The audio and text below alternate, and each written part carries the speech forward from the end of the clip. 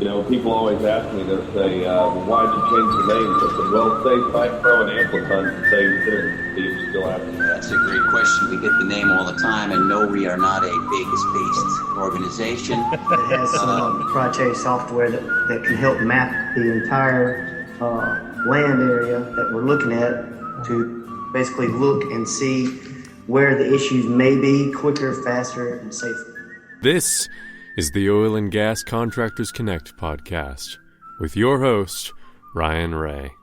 Welcome back to another edition of the Oil and Gas Contractors Connect podcast. Ryan Ray, your host as always. And if you want to connect with me, be sure to do that via LinkedIn. And if you or someone from your company wants to come on the show and talk about what you guys do, how you fit into the industry, be sure again to connect with me on LinkedIn. And thanks to our sponsor, which is again R Square Global. For more information about R Square Global, go to GOR2.com. That's GOR2.com. Today's episode is a little bit of a change of pace. We've been talking to folks who have been actually a service provider for the industry lately, but here we're bringing on someone who actually kind of does what we're doing on this show, which is Denny Pilcher with Roseland Oil and Gas. He's the general manager there. Denny, for folks who aren't familiar with what you guys do at Roseland, what we're doing here is kind of what you guys do, but at scale, right? That's exactly right. Roseland is a marketing and networking organization that focuses on the oil and gas industry. Seems like most of our focus has been on the upstream, service companies who provide goods and services for the industry. So what we do is seek out companies with new innovative products and services who want to either expand their operations or introduce some new products, and we help them do that by we have several things, but the main thing that we do is produce oil and gas conventions. And we found that that's a great way to get in front of the right people, make contacts, and really show the goods and services that you have to offer the industry. Okay, so let's talk about some of your conferences and events. We're recording this, as I was saying, offline in March. It will come out, probably a month or two from now, so a little bit time delay here. But generally speaking, you guys have some events that kind of are geographically located, Permian, maybe the Eagle Ford. Walk us through how you determine where you're going to have an event at. Well, for us, there's two really important factors for us to consider. We got two sides of it. We have our exhibitors and our attendees. And, the exhibitors, these are the guys who really want to, showcase their business. They're going to go where the action is. And so, that part's not very hard. But the big challenge in what we do is attracting the right type of attendees. And so, what we look at is the best location that's convenient for both of these parties involved. And so for us, that's one of the things we look at is where these operators are located, where we can put on an event that's convenient for them, attractive for them, and, just makes sense for them. And that's what we focus on is the attendance side of it. Right. You mentioned getting the right attendance, and as you know, better than I would, of course, is that, getting the right audience for people who are, putting up a booth, showcasing their service or product. It's a process. And how do you go about determining, A, who is the right attendant, and B, then how to attract them to get them there? Well, our group of exhibitors at our events is pretty broad. And so when someone signs up to exhibit at our shows, one of the first things that we ask them is, who is your most profitable customer? Because we're going to try to find you 5 more just like them. And so our salesmen work closely with these exhibitors to find out who their customers are, what their goals are.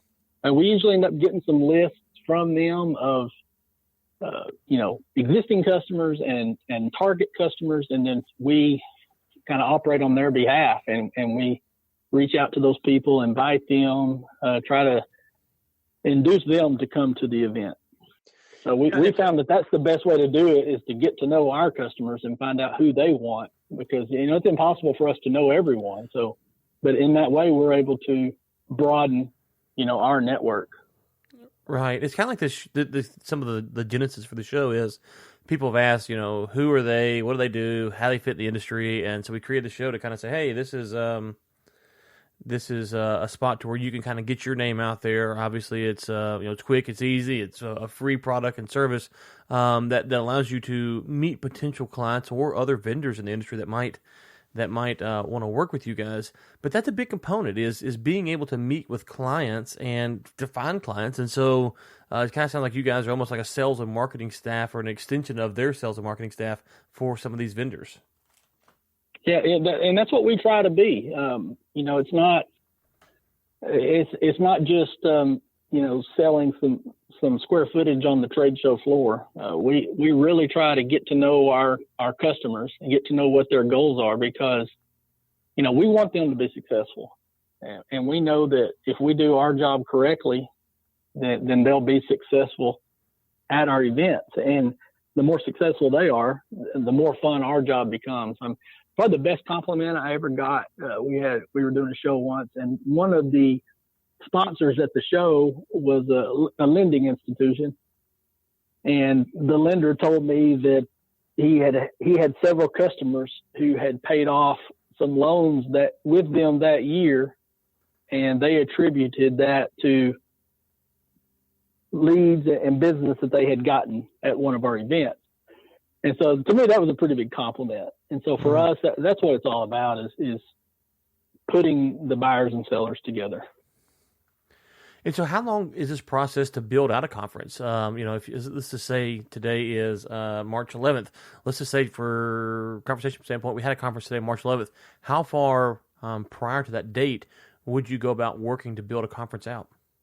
Yeah, honestly, we do 4 or 5 events every year. Mm-hmm. And it's nonstop. Really? We go out into these markets probably a dozen times per year in each market, go out and just network, participate in local events, participate in different, associations and groups in those areas. So we're constantly out there, because if people get to know who we are, then we can use that relationship to introduce our customers to new contacts. So it's like you said, that relationship, that face-to-face, it's critical. There's a lot of industries where you can go online and you can buy and sell and never really know who you're dealing with, but that doesn't really seem to work in the oil and gas industry. And so we are involved year-round in promoting the events. The other things about events that I've noticed is there a gauge for what's going on in the industry? So if an event has a big turnout, has a lot of big sponsors, a lot of big booths, you can kind of get a feel that folks in the industry are pretty optimistic, despite what the Wall Street Journal or talking heads might say. The folks in the industry at least feel pretty confident. How do you guys gauge that? I mean, do you feel like that's a pretty good indicator for turnouts at your conferences or booths at your conferences, for someone who goes, well, I'm not necessarily sure what the value here is. To me, there's kind of a inherent value is if you go to a conference and there's 6 booths and a lot of open spaces, then there might be something that's fundamentally wrong with the industry because no one's wanting to attend. But if you go to a conference and it's wall-to-wall booths and it's crowded, the aisles are crowded, there's people talking and networking, that's always a good indicator for at least a short term of what's going on in the industry. Certainly. And the area too, the different plays within the oil and gas industry they're unique. And so certain areas are a lot busier than others.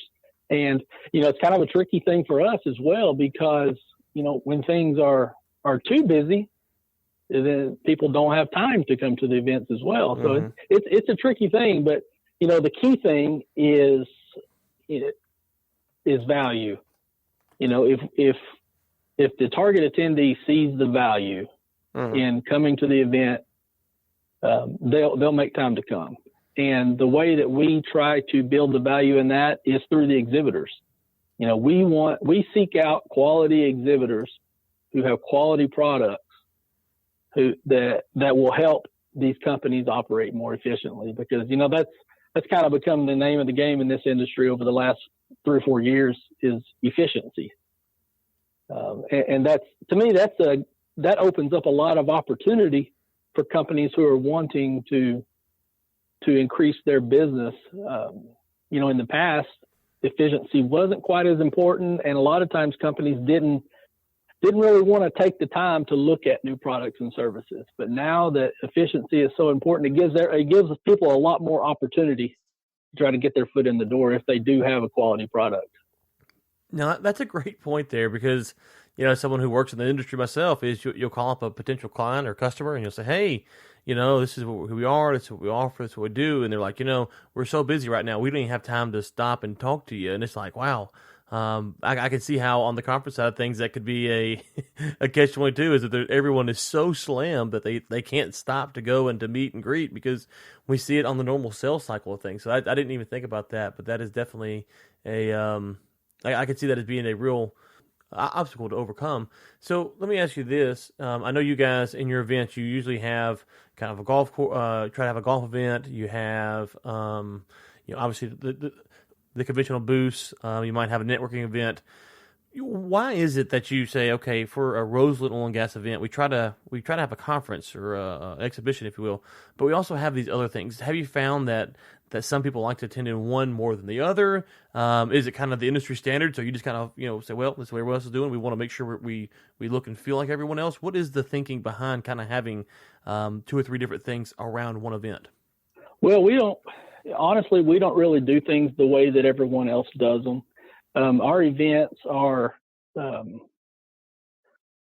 we focus a lot on the networking and the relationships that are made. A lot of trade shows that you go to are, people are looking to make sales at the show. They bring in the types of products that people walk into a show and they buy and walk out with it. But at an oil and gas convention, a lot of times it's about making those contacts. It's about showing your products and getting your foot in the door. And so we try to create as many opportunities as we can for people to network and to build those relationships. I've participated in lots of events like this throughout my professional career, and I've seen that a lot of people go to these events and maybe they're not really good at getting outside their comfort zone and meeting new people. It's a challenge for some people. So we feel like if we create lots of different types of opportunities, then people will be more successful. We have an event in Midland that's pretty unique, where all of our outdoor exhibitors are able to cook. And so it's like a big tailgate party out in the parking lot with all of their equipment. It creates a really cool environment. It's a little bit more laid back, and people tend to do a lot better job of getting outside their comfort zone and meeting new people and expanding their network. So that's the reason why we do so many different types of events. It's just to create more opportunities for people to network and get to know others. One of the questions I've asked is to other listeners is about, solving problems and issues. So I'm going to word it a little bit differently for what you guys do. What would you say is the number one reason that either someone who has a booth or just attends a conference leaves a conference and they don't get the success or the desired result that they wanted going into it? Honestly, to give a simple answer, the best way to be successful at events is to work hard, to get out there, get out of your chair, meet people. Don't be shy, because if you sit back and expect people to come to you, you're going to miss out. It's really that simple. Yeah, that's interesting, because you some people kind of, and I've been guilty of this before too. You kind of go to there, you got your booth, and you sit there, and then no one comes by, and you kind of forget that, hey, you're able to leave the booth. There's no law forbidding you walking the floor and making contacts as well. I mean, the best way that I see people do it is come with a team, at least 2 people, have one person working the booth and one person working the floor. Mm-hmm. Because you can't expect everybody to stop it. Let's just say that I'm an attendee at the show and I'll walk by your booth and you're talking to somebody. I'm not going to just stand there and wait for you to finish talking, probably. Right. So, that may be a missed opportunity. So, really, it's just getting out there and introducing yourself and meeting people. Okay, well, that is helpful. Let's talk about where people can connect with you guys at, where they can find out more information, website, social media. Where do you want to send folks to? The website would be the best, roselandoilandgas.com. Once you get on our website, you can take a look at our different events. We do a newsletter that goes out twice a week with oil and gas current events. We have about 70,000 subscribers to that.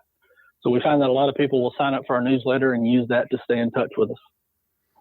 70,000 is a pretty impressive number. I need you to share that with me. That's a pretty good list there. But that comes from a lot of hard work and having a lot of events. That's right. And that's the benefit of what we do. What we do is it's a lot of work. It's stressful.